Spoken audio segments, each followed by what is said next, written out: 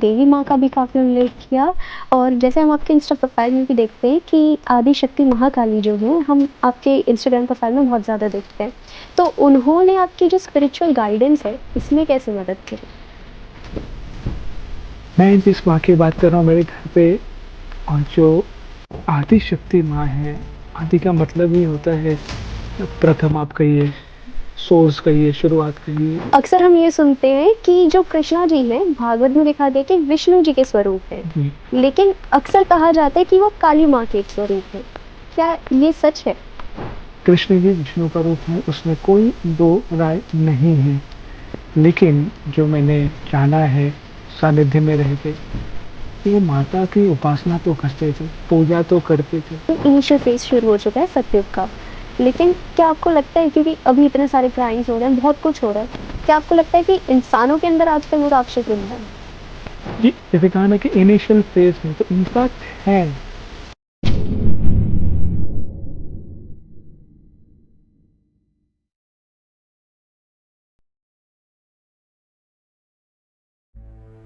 जिंदगी के कुछ सवाल जो हम किसी से कह नहीं पाते, चाहे वो प्यार हो जो समझ नहीं आता, करियर जो रुक सा गया हो, हेल्थ हो जो मन को थका दे, या बिजनेस जो डायरेक्शन मांगता हो। हर प्रॉब्लम का एक सोल्यूशन होता है, बस ज़रूरत है एक सही गाइडेंस की। टीवीटी पर हम सिर्फ बातें नहीं करते, हम पूरे फोकस के साथ काम करते हैं और रूट लेवल पर प्रॉब्लम सॉल्व करते हैं। चाहे हो लव, करियर, हेल्थ, बिजनेस या जो भी सॉल्यूशंस, यहाँ सब मिलेगा, सर्टिफाइड एंड ओरिजिनल, बिना किसी दिखावे के, बिना किसी रिवाज के, जहाँ आपकी डिटेल्स भी कॉन्फिडेंशियल और आपका पैसा भी सेफ। ये सिर्फ एक प्लेटफॉर्म नहीं, ये एक सेफ स्पेस है, सच बोलने का, समझने का और आगे बढ़ने का। तो आइए जुड़ते हैं टीवीटी के साथ, जहां सॉल्यूशन सिर्फ प्रॉमिस नहीं, एक्सपीरियंस होता है। राधे राधे आप सभी को, और एक बार फिर से आपका स्वागत है हमारे टीवीटी चैनल पर। आई होप कि आपको हमारी अभी तक की सारी वीडियोस बेहद पसंद आ रही होंगी। तो आज के जो हमारे स्पेशल गेस्ट हैं वो है मित्रजीव जी, जो कि आज हमें बताएंगे मैत्रेय परिवार के बारे में, साथ ही मैत्रेय दादाश्री जी के बारे में, और साथ ही आपको जानने को मिलेंगे हमारे सनातन धर्म के बारे में बहुत सारी चीज़ें, जिसका उल्लेख आजकल बहुत ज़्यादा हो रहा है। तो अंत तक वीडियो में ज़रूर बने रहे। नमस्कार मित्रजीव जी। नमस्ते। तो सर, सबसे पहले मैं आपसे ये जानना चाहूँगी कि मित्रजीव जी और मैत्रेय दादाश्री जी के बारे में हम इंस्टाग्राम पे अक्सर आजकल रील्स देख रहे हैं और काफ़ी ज़्यादा उनका हम सुन भी रहे हैं उनके बारे में। तो उन्होंने स्पिरिचुअलिटी की तरफ आना कैसे शुरू किया, वो जो उनकी जर्नी थी वो कैसे शुरू हुई, आप एक बार प्लीज़ हमें बताइए। जी, पहले तो बहुत बहुत धन्यवाद आपका कि आपने हमें बुलाया और आपके इस पॉडकास्ट के माध्यम से लोगों तक सत्य पहुंचाएं जी। और आध्यात्मिकता, सत्य, ईश्वर, उनके बारे में हम कुछ बात कर पाएँ। तो जो जर्नी मेरी शुरू होती है किस तरह से, जब मैं कॉलेज में पढ़ाया करता था तो मेरे एक फ्रेंड थे जो दादाश्री जी को जानते थे। उन्होंने बस ऐसे ही एक दिन मुझे पूछा कि एक बहुत अच्छा एनजीओ है, सामाजिक कार्य अच्छा करता है, और जिस कॉलेज में मैं था उस कॉलेज के पीछे ही लेप्रेसी हॉस्पिटल है। तो फिर उन्होंने कहा, एक्चुअली तब मैं स्टूडेंट था, तो उन्होंने कहा कि हम चलते हैं, अच्छा काम करें तो लेप्रेसी हॉस्पिटल में भोजन बना के जो पेशेंट है उनको सर्व करना है। तो अच्छी बात है, चलते हैं। और तब मैं पहली बार ये जो संस्था है, सामाजिक संस्था, उनके साथ जुड़ा, और उनके जो फाउंडर थे, जिस तरह से वो कार्य कर रहे थे, जिस तरह से भोजन बना के जो परोस रहे थे, और जो इंटरेक्शन था लेप्रेसी पेशेंट के साथ, वो देख के ऐसा हृदय मतलब ऐसा उठा कि अरे मिलना चाहिए, बात करना चाहिए, मुझे जुड़ना चाहिए इस संस्था के साथ। और वो मेरे लिए केवल एक उस संस्था के फाउंडर थे, इतना ही है। तो मैं जुड़ा, मैंने कहा कि कुछ भी ऐसा सोशल वर्क रहेगा तो प्लीज़ मुझे बताइए, मैं भी जुड़ूंगा, मैं भी सेवा करूंगा। और उस तरह से सेवा के हिसाब से मैं जुड़ा। लेकिन वो कौन थे जो संस्था के जो फाउंडर है, उनका वास्तविकता मुझे इतना पता नहीं था। हालांकि वो MBBS डॉक्टर थे, उससे ज़्यादा मुझे कुछ पता नहीं था। At the same time naturally मेरे भीतर एक प्रश्न आता था जिसका मैंने कहीं कुछ पढ़ा नहीं है, सुना नहीं है उस समय में। आज तो मैं सुनता भी हूँ, तो एक नेचुरली प्रश्न मेरे भीतर आता था कि मेरे जीवन का उद्देश्य क्या है। अगर ये जीवन मिला है तो कुछ तो उद्देश्य होगा। अब ये प्रश्न बड़े जोर जोर से आते, तो मैं पूछूं किससे? फ्रेंड से पूछ नहीं सकता, माता पिता को क्या समझेगा। तो हमारा ऐसा घर है कि ना, एक घर में ही मंदिर है, वहीं पे देवी माँ की मूर्ति है। उनके सामने बैठ के मैं प्रार्थना किया करता था कि माँ मुझे मेरे जीवन का उद्देश्य बताओ। तो उसके लिए साधना, मैं गायत्री मंत्र का जाप करना, अलग अलग साधना मैंने की। करते करते मेरा ग्रेजुएशन हुआ, साथ ही साथ संस्था के साथ जो भी सामाजिक कार्य है वो करता था। ग्रेजुएशन हुआ, पोस्ट ग्रेजुएशन चलने लगा, और ये प्रश्न तीव्रता से अंदर आने लगे कि जीवन है तो जीवन का कुछ उद्देश्य होगा, जानना चाहिए। लेकिन कहीं कुछ दिख नहीं रहा था। शुरुआत में बड़ा ऐसे बस आया प्रश्न पूछा, लेकिन बाद में तीव्र होते गए ये प्रश्न अंदर से ना, एक तरफ से हिलाने लगे कि नहीं, ये पता करना चाहिए जीवन का उद्देश्य। और एक ऐसा दिन आया जो आज भी मैं जब आपसे बात भी कर रहा हूँ तो एकदम क्लियर दिखाई देता है कि रात को मैं उठा अचानक, लगभग 12 बज रहे होंगे, ये प्रश्न के साथ कि मेरे जीवन का उद्देश्य क्या है।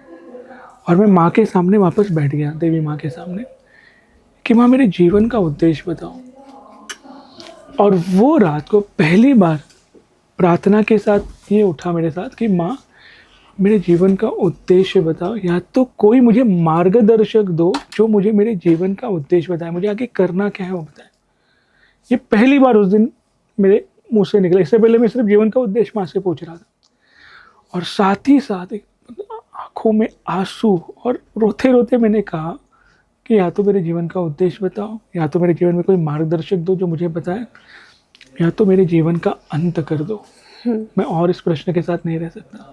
ये पहली बार ऐसा उस रात को हुआ, और रोते रोते मैं वहीं सो गया। सुबह हुई, अलार्म बजा, कॉलेज जाने का समय, रेडी हुआ। और मुझे अच्छे से याद है, तभी तो छोटा बोलते हैं ना, छोटा फ़ोन हुआ करता था। वो फ़ोन बजा तो देखता हूँ तो ये जो फाउंडर हैं संस्था के, उनका फ़ोन। सुबह सुबह मैं भी चकित हुआ कि सुबह सुबह इनका फ़ोन उठा, रिसीव किया। तो उन्होंने पूछा कि आज शेड्यूल क्या है। मैंने बोला दादा बस कॉलेज जा रहा हूँ, कॉलेज के बाद मैं फ्री हूँ। तो ठीक है, तो शाम को घर आ जाए, घर आके बात करते हैं। मेरे लिए भी बड़ा आश्चर्य वाली बात है कि संस्था के संस्थापक घर पे क्यों बुला रहे। ठीक है, कॉलेज गया, घर आया, घर आके थोड़ा प्रिपरेशन किया कि अगर संस्थापक से मिल रहे हैं तो, और ख़ास कुछ घर पे बुलाया है तो मैं प्रिपेयर करता हूँ। तो कुछ प्रोजेक्ट के बारे में वो सारा प्रिपरेशन मैं करके गया कि कुछ blood donation camp, medical camp, उसके बारे में थोड़ा प्रिपरेशन कर गया। और जब घर गया, उन्होंने बड़े प्यार से वेलकम किया। फर्स्ट टाइम उन्होंने घर वालों से इंट्रोड्यूस कराया, चाय वगैरह हुआ। फिर उन्होंने बोला कि कुछ स्पेशल बात करना है, अपन बाहर चलते हैं। तो उनके घर के ही समीप में एक स्कूल है, तो शाम तक स्कूल बंद हो गया था तो खाली था। तो स्कूल में एक वृक्ष के नीचे वो बैठे थे और मैं नीचे बैठा था। तो उन्होंने पूछा कि मैंने क्यों बुलाया होगा तुझे, ऐसे ही पूछा। तो बोला हाँ दादा कुछ इवेंट्स हैं। तो मैं बात करने लगा इवेंट्स के बारे में, ये मेडिकल कैंप हम कर सकते हैं, फिर ये ब्लड डोनेशन कर सकते हैं। उन्होंने बड़े सुना, गंभीरता से सुना, अच्छी बात है। तो उन्होंने बोला कुछ और बात करने के लिए बुलाया हूँ तुझे। तो थोड़ा गंभीरता थी, शांत था। मैं कि हाँ बताइए ना, आपने क्यों बुलाया है। तो उन्होंने कुछ मुझे आध्यात्मिक प्रश्न पूछे उस समय, जिसका जो मेरी समझ थी मैंने उत्तर दिया अपने हिसाब से। और फिर एकाएक उन्होंने कहा कि मुझे संदेश मिला है, मुझे एक मैसेज मिला है कि मैं तुझे गाइड करूं, तेरे जीवन का उद्देश्य क्या है, तुझे क्या करना है आगे। अब ये जब शब्द मैंने सुने, आप सोच नहीं सकते कि ये प्रार्थना मैं सालों से कर रहा हूँ। ना मित्रों से कभी चर्चा, ना घर वालों से चर्चा, ना किसी से चर्चा, केवल मैं और मेरे जो देवी माँ है उनके सामने। ये कौन है जिन्हें ये संदेश दे रहा है। मैं 4 दीवारी के अंदर जो मूर्ति के सामने प्रार्थना कर रहा हूँ, इन्हें कौन बता रहा है, कौन है ये, और कौन है ये प्रश्न भी उस समय समाप्त हो गया।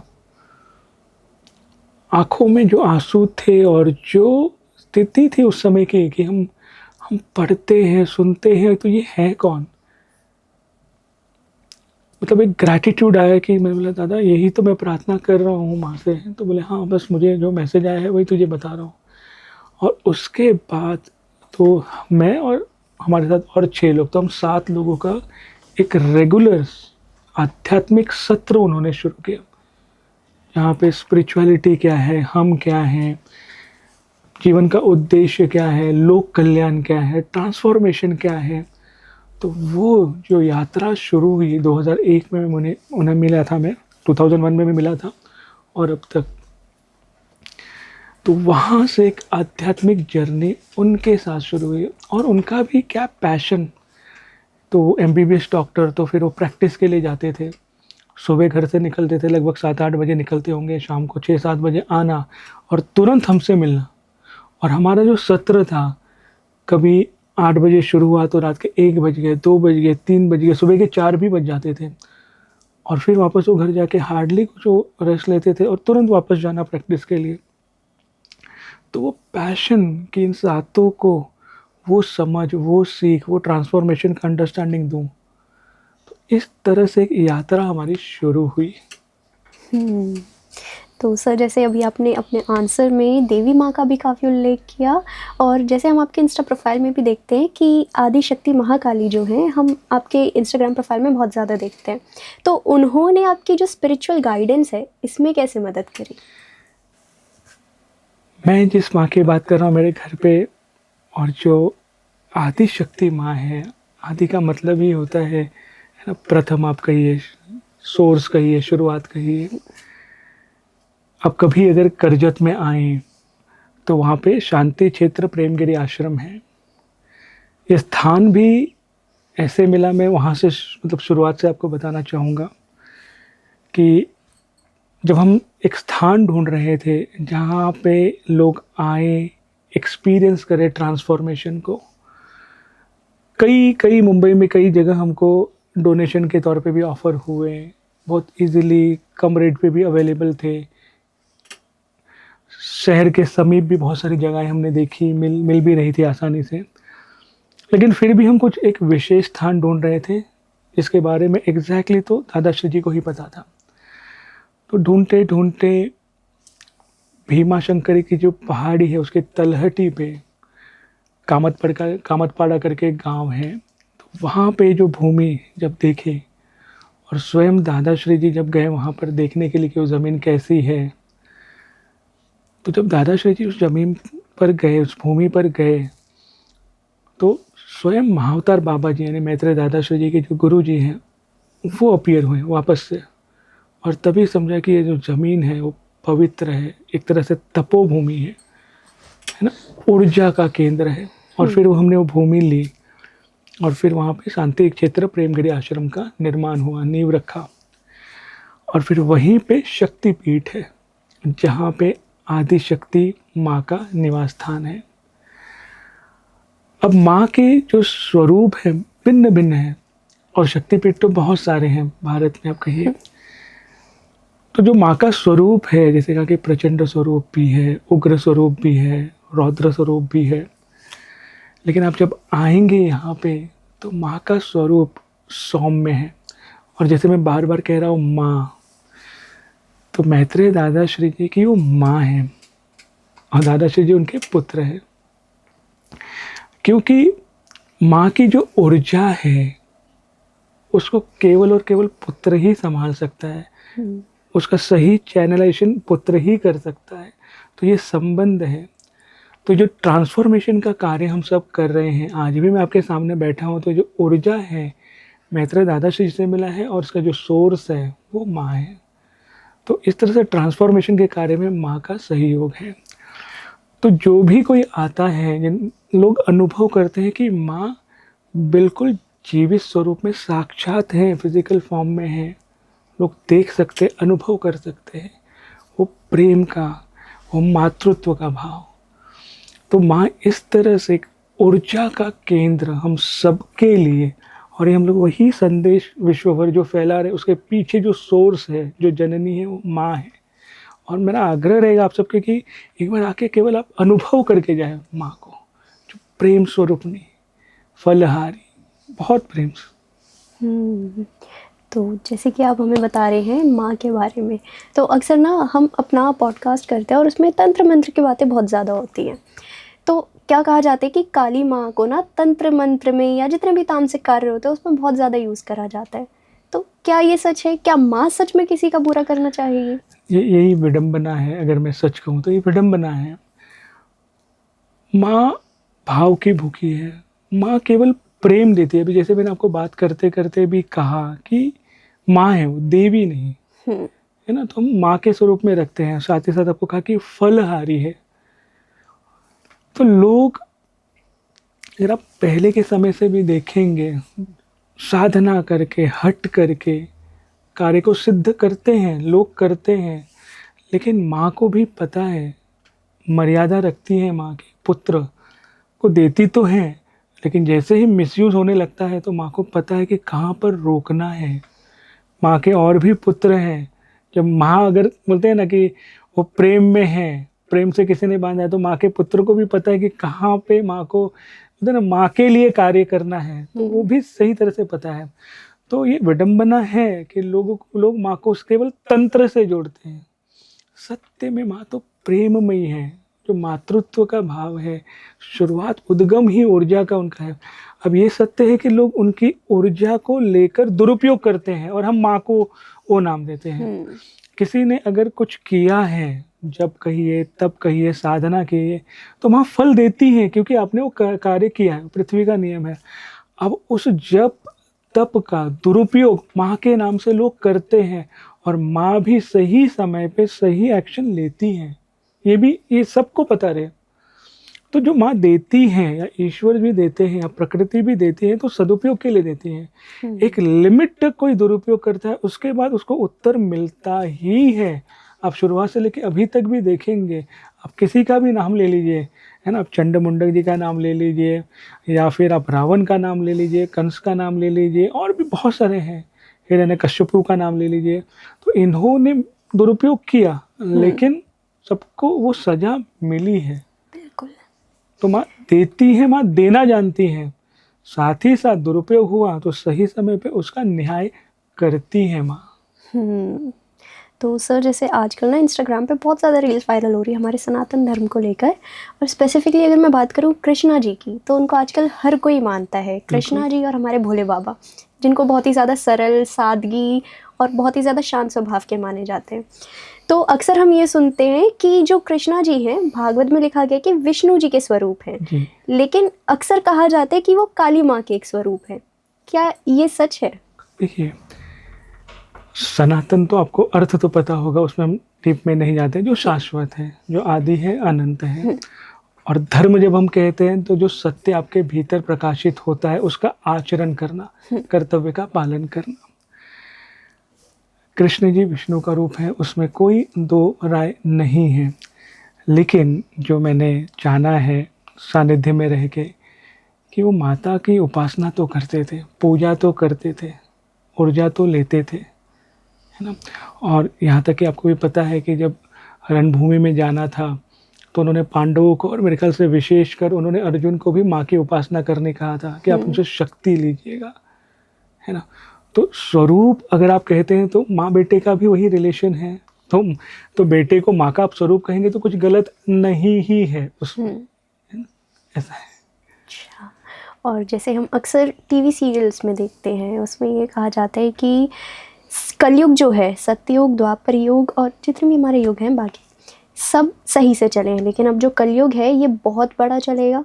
और दूसरा, इसमें जब अंत होगा तो कल की अवतार आएंगे जी। तो ये कितना सच है? और थोड़ा बहुत अगर आप संक्षिप्त हमें कल के मैं कहता हूँ, मैं इस पेपर कहता हूँ, और लगातार ये प्रश्न चल ही रहा है कलयुग के ऊपर।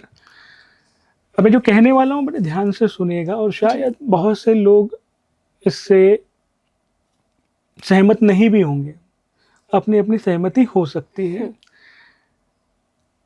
जैसे कि लोग कहेंगे कि अभी 4,32,000 वर्ष बाकी है कलयुग को समाप्त होने के लिए। लेकिन फिर प्रश्न ये है कि अगर 4,32,000 वर्ष बाकी हैं, तो आज के समय में इतना प्रश्न क्यों कलयुग को लेके, है ना। इतना प्रश्न उठ रहा है, इतना, मतलब मुझे नहीं लगता कि इससे पहले कभी इतना। आप कुछ देखोगे तो पिछले कुछ वर्षों से बहुत ज़्यादा प्रश्न और इसके ऊपर कई डिबेट्स और सबने अपने अपने अपने अपने राय दिए हैं। और इसका मैं उदाहरण हर जगह देता हूँ, जैसे क्योंकि मैं कॉलेज में पढ़ाता हूँ तो मेरा उदाहरण उसी को लेकर रहता है कि मान लीजिए एक स्कूल है, स्कूल में एक कक्षा है, कक्षा में टीचर है, बच्चे हैं और एक मॉनिटर है। अब टीचर की एक मीटिंग है, क्लास के दौरान टीचर की एक मीटिंग है, उनको अनाउंसमेंट है कि अभी आपको मीटिंग में आना है और वो मीटिंग लगभग 2 घंटे चलेगी। अब टीचर ने बोर्ड में भी लिख दिया कि मैं 2 घंटे बाद आऊँगी, तब तक मॉनिटर आप क्लास संभालिए। और टीचर मीटिंग में गई, स्कूल में ही मीटिंग चल रहा है, वहाँ पे टीचर गई। अब मॉनिटर क्लास संभाल रहे हैं, बच्चों को मॉनिटर का लिमिटेशन पता है कि थोड़ा मस्ती किया तो ज़्यादा से ज़्यादा नाम लिखेगा बोर्ड पे, या टीचर जब आएगी तब नाम बताएगा। तो 2-3 उद्दंड बच्चे हैं, उन्होंने थोड़ा शोर हल्ला गुल्ला शुरू कर दिया।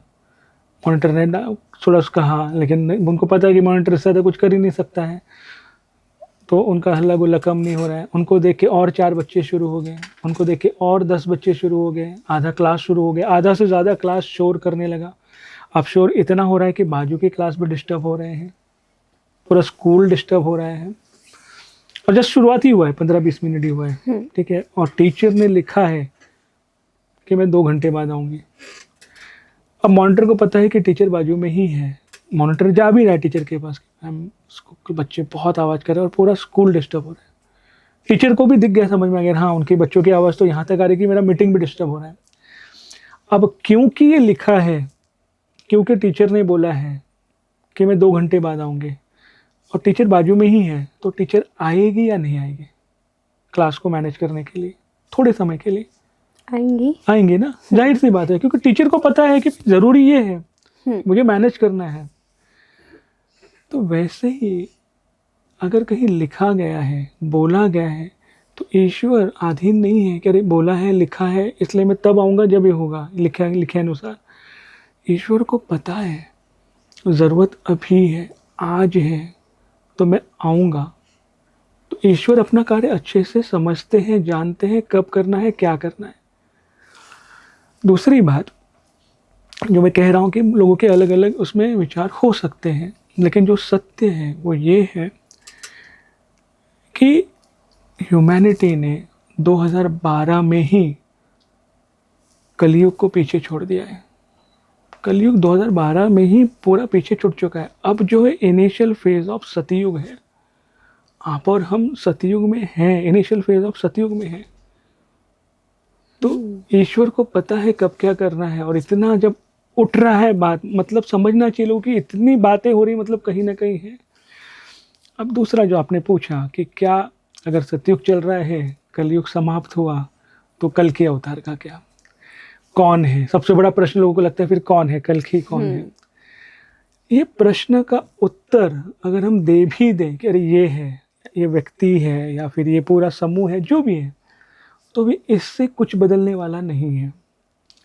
क्योंकि जो ईश्वर से कनेक्टेड है उन्होंने पहचान लिया, और जो कनेक्टेड नहीं है उनको उत्तर दे के कोई अर्थ नहीं, क्योंकि वो कनेक्टेड नहीं तो पहचान नहीं पाएंगे। और जैसे अभी आपने श्री कृष्ण जी की बात कही, तो जब वो शांति दूत बनकर गए थे, है ना, और उन्होंने जो विश्व रूप दिखाया था, तो जो कनेक्टेड थे उन्होंने विश्व रूप को देखा और वो प्रसन्न हुए कि भैया मुझे पता है आप कौन है।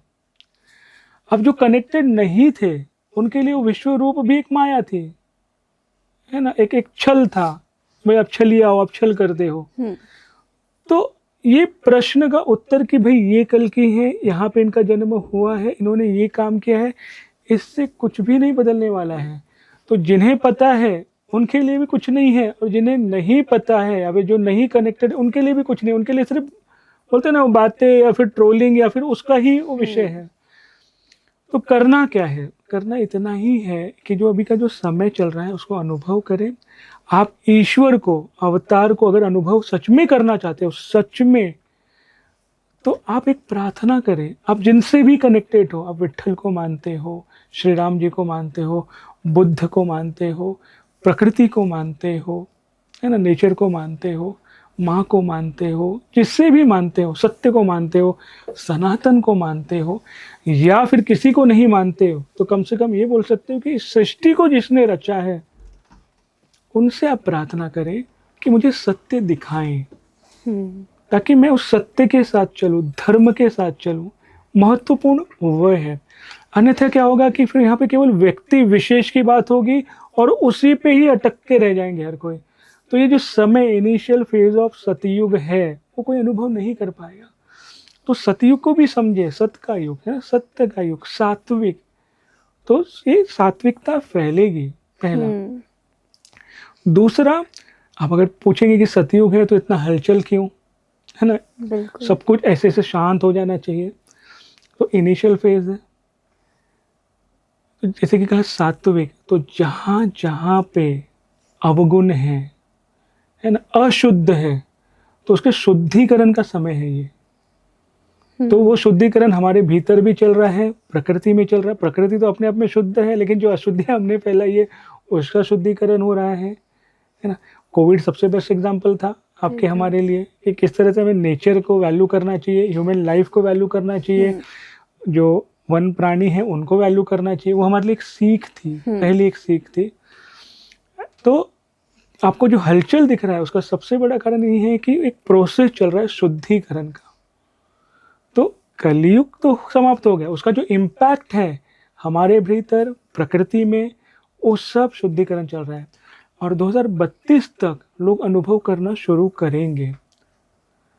और ये सतयुग, बहुत से लोग सोचते हैं कि जैसे प्राचीन समय था, ऋषि बैठे हैं पेड़ के नीचे, है ना, उस तरह का नहीं होगा। ये अभी का समय है, लेकिन हमारे साइंटिस्ट ही ऋषि हैं। अगर आप देखोगे तो उनका जो कार्य प्रणाली चल रहा है, कार होंगी, टेक्नोलॉजीज होंगी, लेकिन ऐसा नहीं कि वो पोल्यूट करेगा, एनवायरनमेंट फ्रेंडली होगा। वो चीज़ें बढ़ भी नहीं, आप जिस तरह देख रहे हैं इलेक्ट्रॉनिक गाड़ियाँ आ रही है, ऑर्गेनिक की बात कर रहे हैं हम भोजन में भी, है ना। तो ये चीज़ें आपको, और 2032 में इसका जो हम कह रहे हैं ना, वो आपको देखने मिलेगा, वो सारी चीज़ें 2032 में। जी जी बिल्कुल देखने मिलेगा। मतलब उसका अब शुरुआत तो हो चुकी है, लेकिन इसका स्वरूप आपको एक बोलते हैं ना, टेस्ट देखने मिलेगा उस सब चीज़ों का। लेकिन प्रतीक्षा क्यों करें? अभी भी जो मेरी बात सुन रहे हैं, वो डिबेट करने से अच्छा, है ना, अपना मत देने से अच्छा, जैसे मैंने प्रार्थना किया, मैंने आग्रह किया है सबसे कि अपने ईश्वर परमात्मा जिन्हें भी मानते हैं ना, उनसे प्रार्थना करें कि मैं अनुभव करूं समय का, मैं अनुभव करूं सत्य का, मैं अनुभव करूं धर्म का, और अगर ईश्वर है धरती पर तो मैं अनुभव करूं और अपना एक कंट्रीब्यूशन दूं। कैसा होता है ना, समाज है ना, दो भागों में बट गया है। जो हमने मैत्रेय दादाश्री जी से सीखा है, समाज दो भागों में बट गया है, एक सक्रिय समाज, एक निष्क्रिय समाज। अब सक्रिय समाज क्या करता है? एक्शन लेता है, रिस्पॉन्सिबिलिटी लेता है सत्य के साथ, धर्म के साथ। जो विचार विनाश की ओर जाते हैं, जो विचार विध्वंस की ओर जाते हैं, तो सक्रिय समाज उसको अपोज करता है। निष्क्रिय समाज क्या करता है? केवल दोष देता है, ब्लेम करता है, कटाक्ष करता है, हाथ पे हाथ धरे बैठकर सिर्फ बोलना, ये है वो है, सारी चीजें, वो निष्क्रिय समाज में आते हैं। जिम्मेदारी नहीं लेना, सिर्फ ब्लेम करना। तो भूमिका भी स्पष्ट करनी होगी हमें कि हम निष्क्रिय के साथ हैं कि सक्रिय के साथ हैं। तो जो सक्रिय है वो रिस्पॉन्सिबिलिटी लेके एक्शन लेगा, सही कार्य के प्रति आगे बढ़ेगा। निष्क्रिय सिर्फ दोष देता बैठेगा, ये गलत है, ये गलत है, ऐसा है, वैसा है, ऐसा है। तो अभी के समय के साथ चलें, सत्य को देखें, और अगर सत्य आपको नहीं पता है तो प्रार्थना करें। तो सर, जैसे कि आप बता रहे हैं कि इनिशियल फेज शुरू हो चुका है सतयुग का, लेकिन क्या आपको लगता है, क्योंकि अभी इतने सारे क्राइम्स हो रहे हैं, बहुत कुछ हो रहा है, क्या आपको लगता है कि इंसानों के अंदर आजकल वो राक्षस जिंदा है? जी, जैसे कहा ना कि इनिशियल फेज है, तो इम्पैक्ट है, इम्पैक्ट है, और इस इम्पैक्ट को निकालने के लिए हेल्प भी अवेलेबल है। तो जो दादाश्री जी हमें बताते हैं कि ईश्वर की जो भूमिका है इसमें, जो भी आपने पूछा ना, अभी भी है, तो ईश्वर की जो भूमिका है वो 4 फेज में है, आपके, हमारे लिए, हम सबके लिए, जिनकी आपने बात भी कही कि अभी भी वो इंसान उस दिन हत्या कर रहा है, सारी चीज़ें जो भी हैं।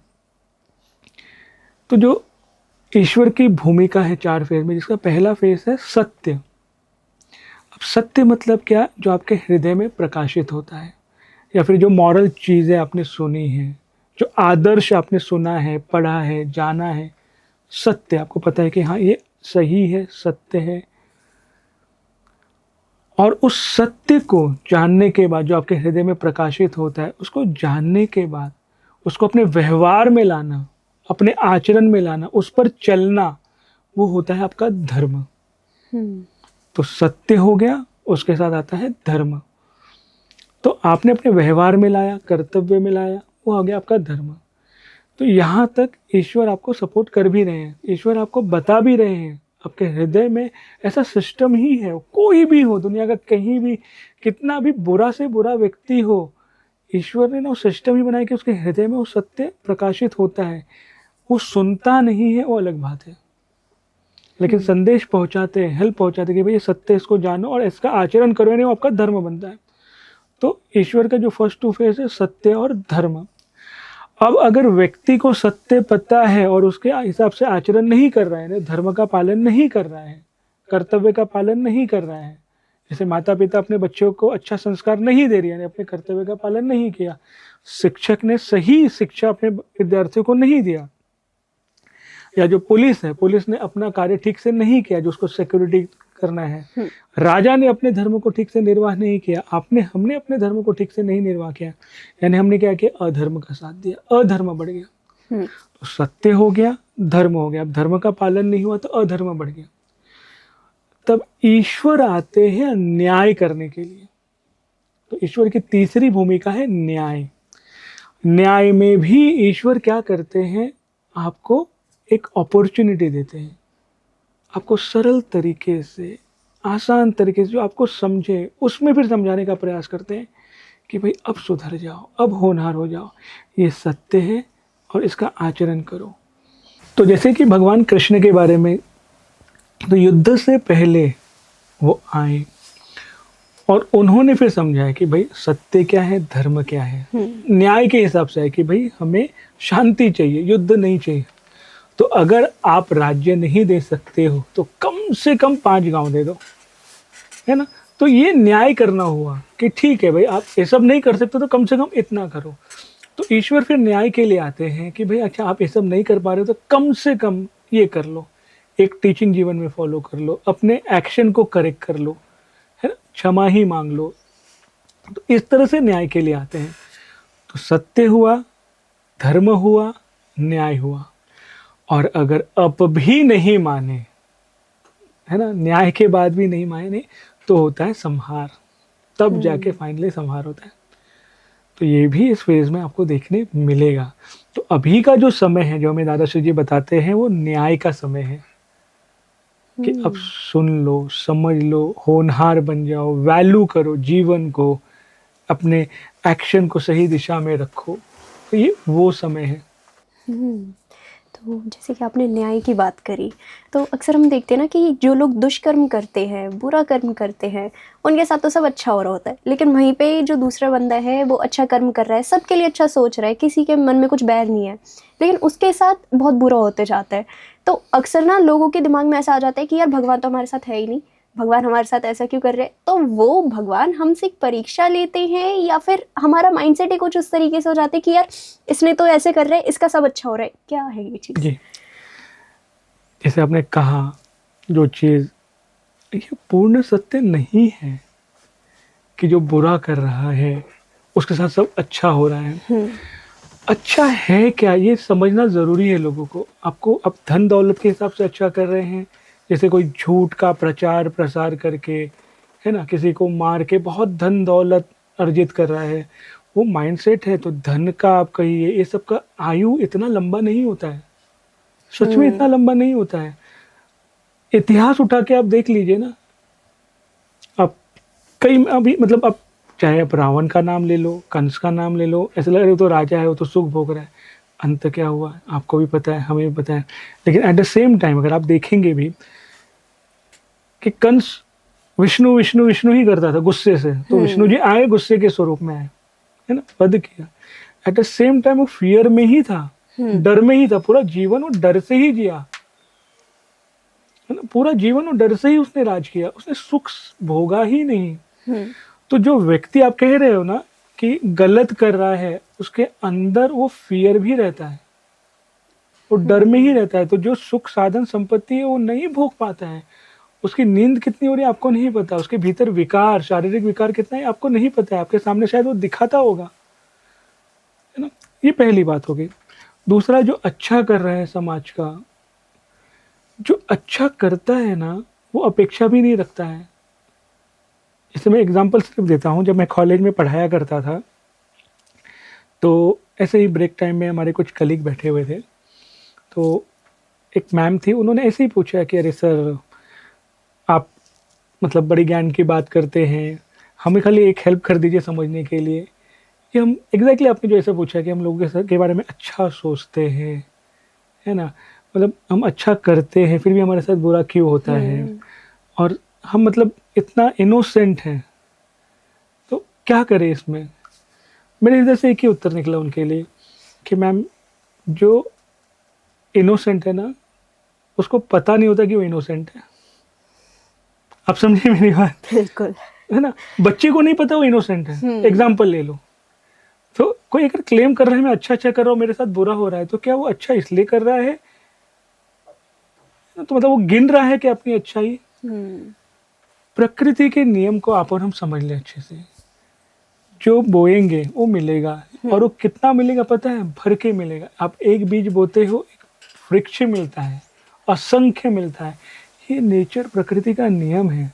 तो आपको हमेशा दिखता होगा कि ये व्यक्ति बुरा कर रहा है और उसके साथ अब अच्छा हो रहा है, वो कुछ समय के लिए है, और उस व्यक्ति के हृदय में क्या चल रहा है आपको मुझे नहीं पता है। और जो निस्वार्थ भाव से कर रहा है पूरी तरह से, उस अगर निस्वार्थ बोलते हैं ना, एक एक कर्म का भी, कर्म से भी मतलब सॉरी विचारों से भी आपके कर्म बनते हैं, विचारों से भी। तो कोई दे रहा है और विचार कुछ और है, आपको दिख रहा है कि अरे वो दे रहा है, हेल्प कर रहा है, लेकिन विचारों में कुछ और है, वो आपको मुझे नहीं पता ना। एट द सेम टाइम हम किसी को जज भी नहीं कर सकते कि अरे वो दे रहा है, उसके विचार में क्या चल रहा है। लेकिन आपके और मेरे और हम सबके लिए ये समझने के लिए है कि ये नहीं है ऐसा कि जो कोई अच्छा कर रहा है तो उसके साथ बुरा होता है।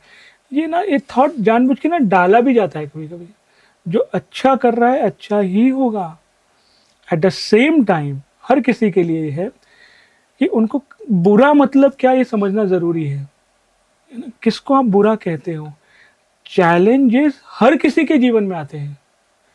भगवान बुद्ध, है ना, बोधित्व को प्राप्त किया उन्होंने एक अच्छे विचार से आश्रम शुरू किया। उनका जो पहला आश्रम शुरू हुआ उसे तोड़ा गया, निकाला गया। तो भगवान बुद्ध ऐसे नहीं बोले अरे मैं तो अच्छा करने जा रहा था मेरे साथ तोड़ दिया, ऐसा नहीं है। चैलेंजेस हैं जीवन के और आएंगे। आप ये नहीं कह सकते हो कि अरे मैं अच्छा व्यक्ति हूं, मेरे जीवन में चैलेंज क्यों आ रहा है। आप उस चैलेंज को फेस करो, सीखो और आगे बढ़ो। मैं कहीं दान पुण्य कर रहा हूं और मैं कहूं कि अच्छा मैं दान पुण्य कर रहा हूं तो मेरे साथ अच्छा होना चाहिए बाबा साहब, तो वो विचार कैसे फलित हो सकते हैं। अच्छा, आप मतलब एक इन्वेस्टमेंट कर रहे हो ये सोच के, निस्वार्थ भाव से आप कार्य करो। लाइफ के जो चैलेंजेस आते हैं उसको फेस करो। आप ये नहीं कह सकते कि मेरे साथ बुरा हो रहा है। बिल्कुल। तो सर जैसे हम ना आजकल मतलब बहुत ज़्यादा सुन रहे हैं कि 7 चिरंजीवियों के बारे में, और अक्सर हम देखते हैं एक चिरंजीवी जो हमारे हनुमान जी हैं, तो उनके ना काफ़ी ज़्यादा रील्स भी वायरल हो रही है कि हमने उनको यहाँ से जाते हुए देखा, ऐसे देखा वैसे देखा। तो क्या सच में कोई जो वो 7 चिरंजीवी हैं उनको महसूस कर सकते हैं? उनका विशिष्ट रोल तो है अभी के समय में। और जब आप हनुमान जी यानी मारुति राय आप कहिए उनके बारे में बात करते हैं, प्रेम से आप उनका नाम लोगे ना तो अपना वो प्रेजेंस फील कराते हैं। आपकी आध्यात्मिक उन्नति के लिए बोलिए, कुछ अच्छे कार्य के लिए बोलिए। इसका उत्तर अनुभव है। मैं कह दूं कि मैंने देखा है, उसने देखा है। आपको अनुभव करना है। आप एक निस्वार्थ भाव से, एक निरागस भाव से, इनोसेंट भाव से आप कह के देखिए। एक टेस्ट के हिसाब से नहीं, लेकिन कुछ सच में बोलते हैं ना, वो प्रेम पाने के लिए, वो भक्ति पाने के लिए ये आते तो हैं, मदद तो करते हैं। कई लोगों के जीवन में हुआ है। मेरे जीवन का जो शुरुआत था, मुझे आज भी याद है कि जब मेरा 12वां जन्म दिवस था तो 12वां जन्मदिवस था, घर पे सब जमा हुए थे, दोपहर का ही समय था। मुझे आज भी याद है कि एक हॉल में ही हमारे ना एक पलंग हुआ करता था, मैं पलंग पे ही बैठा था, लोग थे, जमा थे, और थोड़ी देर बाद केक वगैरह काटना था। तो मैं ऐसे ही बैठे बैठे सो गया, और बहुत गहरी नींद में सो गया। और उस नींद में मैं क्या देखता हूँ, 2 ऋषि मुनि आए हैं, एक पोथी लेके और रुद्राक्ष लेके। उन्होंने मुझे दिया, उन्होंने कहा कि ये हनुमान जी ने दिया है आपके लिए, आपका बर्थडे गिफ्ट। मुझे समझा नहीं, मैंने लिया अच्छे से, और ऐसे ही लिया वैसे आँख खुली समय, और जस्ट 12 एज में किसको क्या बताऊँ क्या है। और उसके बाद से फिर मैंने, मुझे ऐसे पोथी मतलब क्या, मैं समझने का प्रयास किया। तो मेरे घर पे तभी रामायण की पुस्तक थी, तो फिर मैंने रामायण फिर पढ़ना शुरू किया, मुझे अच्छा लगा कि चलो, फिर हनुमान चालीसा पढ़ना शुरू किया, फिर ओम नमः शिवाय मंत्र, एक वो आध्यात्मिक जो बोलते हैं ना बीज, वो 12वें वर्ष में तभी मेरे भीतर आई। तो जो चिरंजीवी, और स्पेशली आप हनुमान जी की जब बात करते हैं, जो भगवान के स्टेट में है, एक सेवक से भगवान के स्टेट में, और वो तो है ही शिव जी के स्वरूप। तो किसी को भी अनुभव करना है ना, बस प्रेम से नाम तो ले लो, वो देते हैं अपना अनुभव, अनुभूति सब देते हैं, क्योंकि वो देने के लिए ही आए हैं, वैसे बहुत दूर नहीं है। और जो मैं मैत्रेय दादाश्री जी से भी सीखता हूँ बार बार, कि ईश्वर या फिर मारुति राया, हनुमान जी, ये सखा हैं, मित्र हैं, इनसे ना संवाद करना चाहिए। पूजा अर्चना मंत्र जाप अच्छी बात है, करना ही चाहिए भाव से, भक्ति से, लेकिन ना संवाद करो, बात करो, ईश्वर को अपने साथ अनुभव करो, उनके प्रेजेंस को अनुभव करो। अगर वो नहीं कर पा रहे तो संवाद करो। शुरुआत में ऐसा लगेगा कि अरे मैं क्या पागल हूँ, ऐसा रास्ते पे चलते चलते तो नहीं, लेकिन बैठ के कमरे में उनके प्रतिमा के सामने आंखें बंद कर जब संवाद करते हो ना, वो बॉन्ड आपको समझ में आता है, वो सखत्व का बॉन्ड, ईश्वरत्व का बॉन्ड, वो समझ में आता है।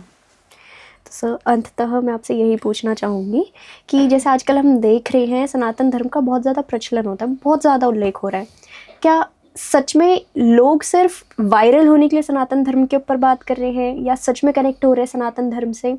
और दूसरा, आजकल हम ये भी देख रहे हैं कि लोग अपने कुल देवी देवताओं से बहुत ज़्यादा दूर भी होते जा रहे हैं, तो इसका आप कोई रीज़न बताइए, और हम कैसे उनसे कनेक्टेड रहें? जी,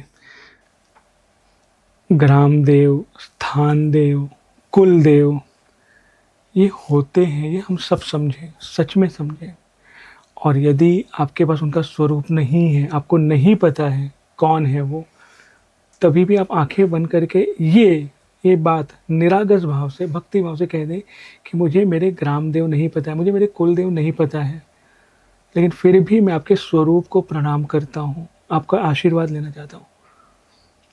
तो वो जहाँ कहीं भी है, वो उनको पता चलता है कि मेरा बच्चा मुझसे कनेक्ट है। आप उनको नहीं भी पूछते तो भी वो आशीर्वाद देते हैं, लेकिन फिर भी आप पूछोगे, आप अपनी एक जिम्मेदारी, अपना एक प्रेम निभाओगे, वो करना तो चाहिए। दूसरा जो आपने पूछा कि सनातन धर्म है ना, सनातन जैसे शुरुआत में हमने बोला है ना, जो आदि है, अनंत है, शाश्वत है, तो वो तो है, कोई बात करे या ना करे उसके पर, कोई उसको सच बोले या नहीं भी बोले, कोई स्वार्थ से बोले या नहीं बोले, वो एज इट इज़ ही है। और जो एज इट इज़ है वो अपना प्रभाव दिखाएगा ही दिखाएगा, और दिखाता भी है। अब कोई किस स्वार्थ से बोल रहा है, उसको वैसा, उसको लेसन भी मिलता है लाइफ में, वो सीख मिलती है। आप और हम केवल प्रयास करें कि जब बात करें ना सनातन धर्म, जब धर्म की बात आती है, मतलब अपने कर्तव्य को पूरा करना, तो आप और हम एक प्रयास करें कि अपने कर्तव्य को पूरा करें। जैसे मैंने बीच में भी कहा कि अगर आप माता पिता हो तो अपने बच्चे को अच्छे संस्कार देने का प्रयास करें, आप शिक्षक हो तो अपने विद्यार्थियों को सही शिक्षा दें, आप नागरिक हो तो नागरिक होने के नाते जो देश का नियम है, छोटे छोटे पर्यावरण की क्या ध्यान रखना, कहीं कचरा न करना, ट्रैफिक के रूल को फॉलो करना, तो उसको आप फॉलो करें, देश के लिए कुछ करें, है ना, समाज के लिए कुछ करें। और यही संदेश हम भी, मैत्रीबोध परिवार यही संदेश लेकर जा रहा है सबके लिए, एक विश्व, एक परिवार, एक सत्य। इसी हिसाब से हम आगे बढ़ रहे हैं। और ईश्वर से मित्रता हो हर किसी का, इस भाव से भी, मतलब मैं ग्रैटिट्यूड देता हूँ आपके पॉडकास्ट को कि आपने बुलाया था कि मैसेज लोगों तक पहुँचे, बस सत्य पहुँचे। जी। नमस्ते, बहुत बहुत धन्यवाद हमसे जुड़ने के लिए। यदि आप हमसे जुड़ना चाहते हैं तो स्क्रीन पे जो इन्फॉर्मेशन दिया है, जो कॉन्टैक्ट नंबर दिया है, उसके माध्यम से आप हमें जुड़ सकते हैं। बहुत बहुत धन्यवाद आपका।